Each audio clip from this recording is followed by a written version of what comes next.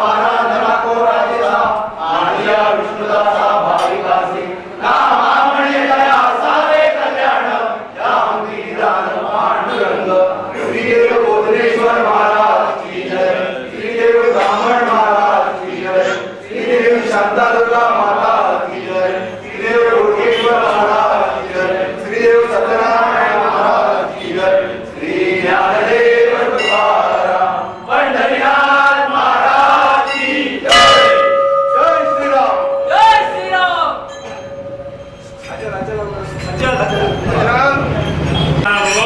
देवाच्या स्वामी समर्थानंतर पुढे ब्रह्मांड नायका ब्राह्मण गोरे देवता देवतांना धन्यवाद. त्याचप्रमाणे आपली भाविक भक्तजन मंडळी आणि एकत्रित आजपासून परवापर्यंत चालणारा हा रुद्रोत्सवाचा उत्सव आणि त्या उत्सवाच्या निमित्तानं आज पहिल्या दिवशी बोधने ब्राह्मण बोधने हिमालयाच्या ठिकाणी आणि एकत्रित ब्राह्मणांच्या गांधीच्यामध्ये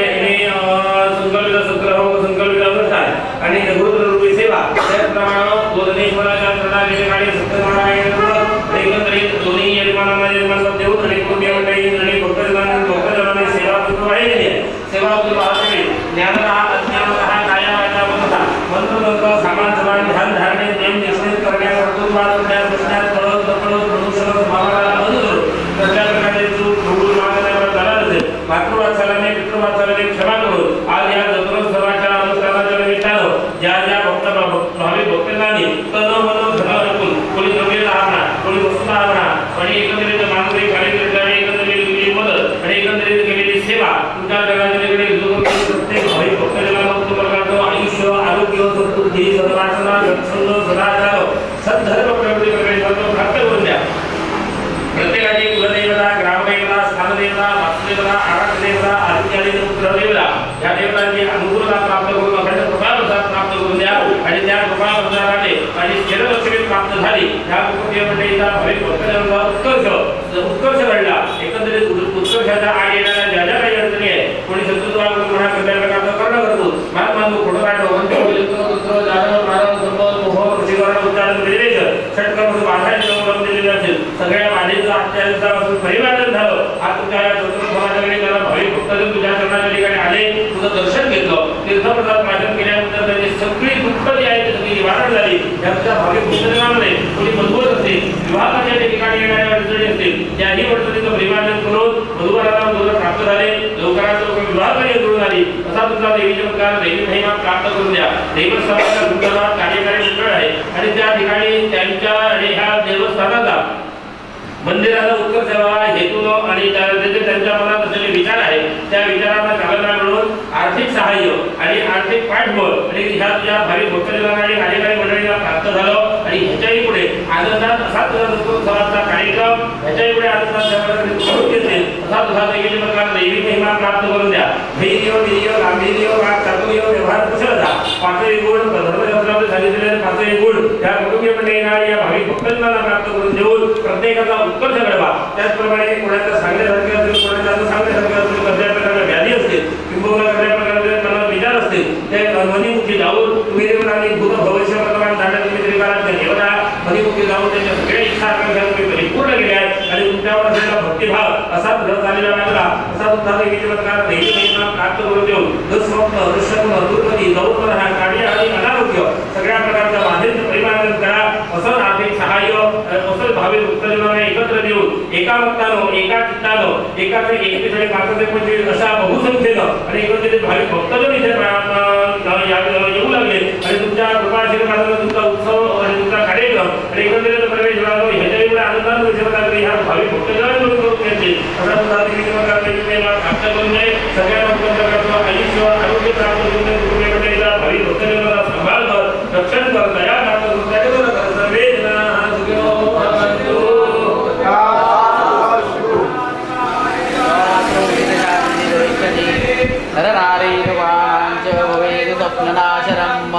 ऐश्वर्यं मधुरं तेषाम् आरोग्यं पुष्टिवर्धनम्